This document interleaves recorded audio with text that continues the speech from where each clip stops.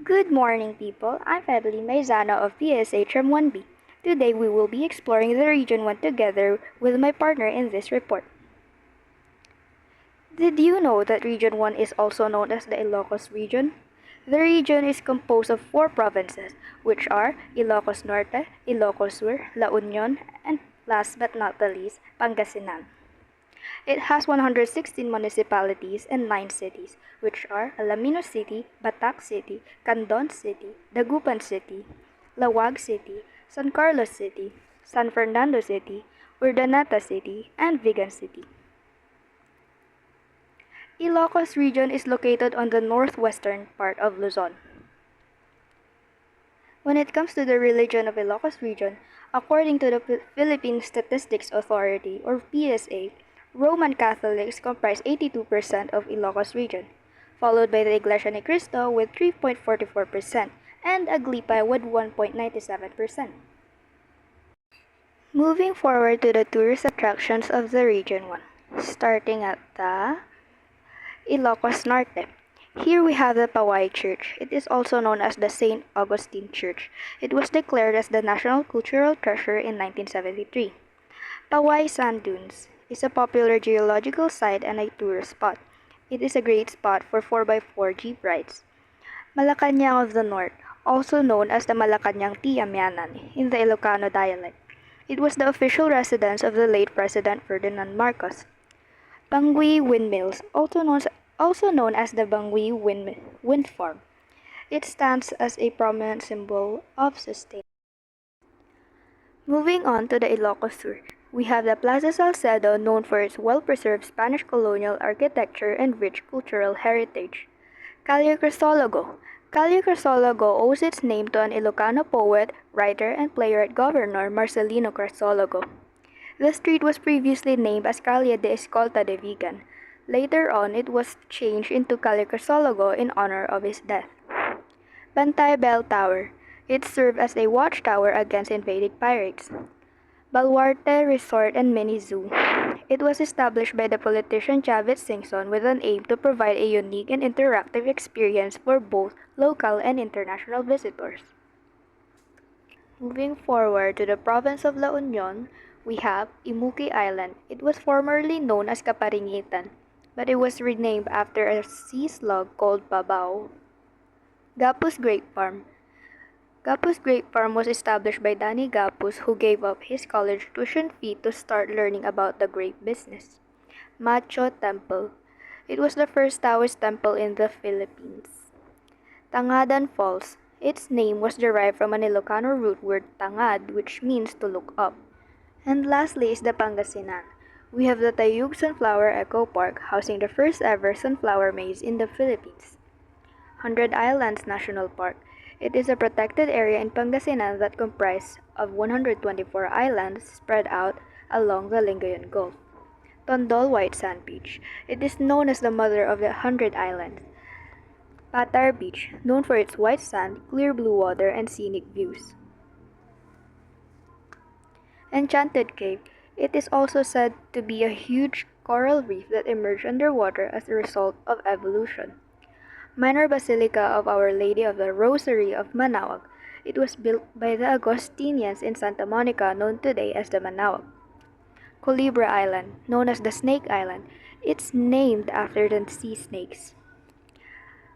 Lastly is the Cabongawan Beach. Cabongawan Beach and Death Pool. One of the reasons why it became very popular is because of the Death Pool, previously known as Death Pool. But people there decided that Death Pool suited the site. So, good day everyone. My name is Francis Asis Nieto from BSHM1B. So, now we're gonna talk about the language, the common beliefs, like yung mga festivals, mga superstitious belief, mga native costumes nila, and yung mga notable personalities ng Region 1. So, first is yung language. So, we have Ilocano, Pangasinan, Kankanaey, tsaka yung English. So, next naman tayo sa common beliefs naman tayo. Unahin natin yung festival.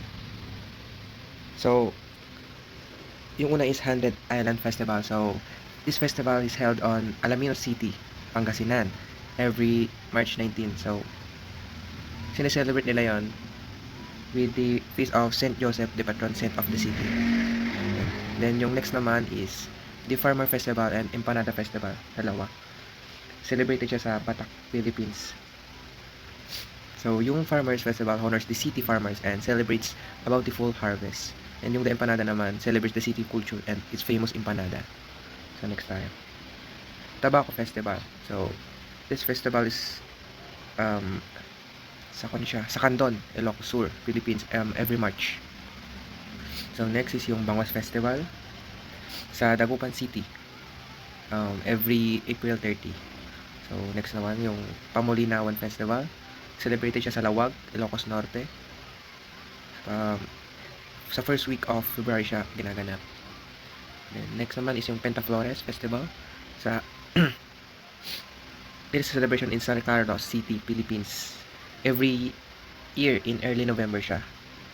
From the word pinta. Ayan. Nagtatato sila. So, Giant Lantern Festival. Next. Ito naman sa mid-December sa city of San Fernando siya. So, the festival, the city has been nicknamed the Christmas capital of the Philippines. So, next naman natin is yung Viva Vegan Binatbatan Festival of the Art. So, kinaganap naman ito sa vegans. Yan, vegan. Next naman is yung Longganisa Festival. So, this festival celebrates vegans' famous Longganisa, a type of sausage. It's featured cooking competition, food stalls, and parade showcasing this local delicacy. So, karamihan naman sa festival, nagpaparada ganun. So, next naman, Dumayo Festival. So, siya, Ordaneta City naman to. From March 18 to 31. So, the city also celebrates a festa every December to honor the city's patron saint, Our Lady of the Immaculate Conception. So, next one naman is yung Tuno-Tuno Festival. So, Ordaneta pa rin siya. It is a lively event featuring music, street dancing. Yes. From the word Tuno-Tuno. Tuno. So, sa Ordaneta pala, may multiple festivals siya. Yung Dumayo, Tuno-Tuno, at Ordaneta. Lastly is yung Ordaneta City Festival. So, this festival is usually held on December 1st and includes street dancing. Same lang sa Tono-Tono Festival. So, next time. So, yan siya. Yung picture ng mga festivals. Yung Alamino City, Batak, Haned Islands, Candon City, Dagupan City, Pamulinawan, Pentaflores, yan. Sa Vegan, Viva Vegan City Festival. San Fernando City, yung sa Giant Lantern Festival. So, ito naman sa Ordaneta City, yung Dumayo, Ordaneta City, and Tuno-Tuno Festival. So, next naman tayo sa superstitious belief. Unahin natin yung health superstition. Superstitious belief. So, illness caused by spirit. So, karamihan naman, naniniwala sa kasabihan, ay sa ganun, na, like for example, may natapakan kang nuno. Yun, ganun. Tapos biglang mamabaga. Naniniwala na ay cause yan ng spirit. Next one naman, don't sleep with wet hair. Kasi daw baka mahilo ka. Or mahilo or sabi mabaliw ganun. Yung eating twin bananas, parang magiging kambal yung anak mo. So, next naman tayo sa animal superstition. Black cats are unlucky or evil. Yun. Isa din yun. Karamihan yun yung paniniwala nila. Yung a dog howling at night. Seeing a white dove. So, dito naman tayo sa funeral superstition.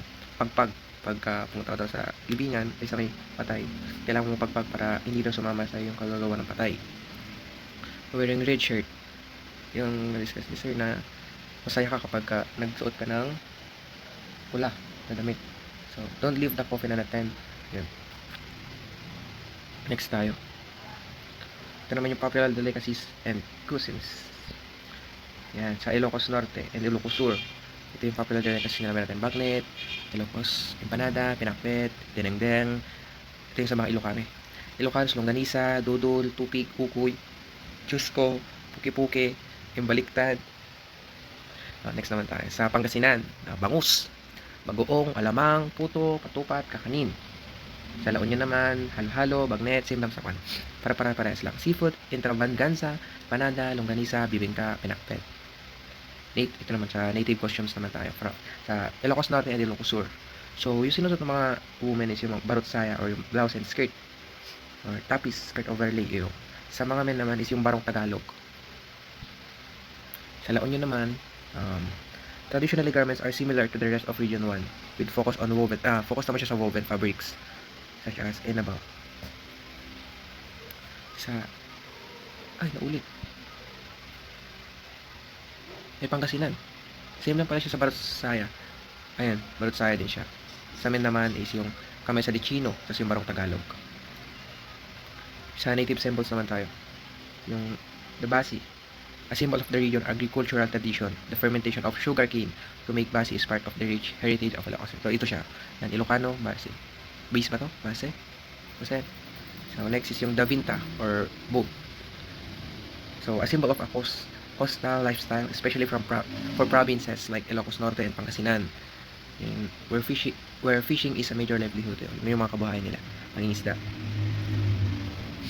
Yung the Inabal weaving, a traditional weaving art from Ilocos known for its intricate patterns. Ito siya, yan, ito, yung may pula dilaw, tapos black, tapos salakot, hat, worn by both men and women. It symbolizes the practicality and the rural agricultural lifestyle of the Ilocanos.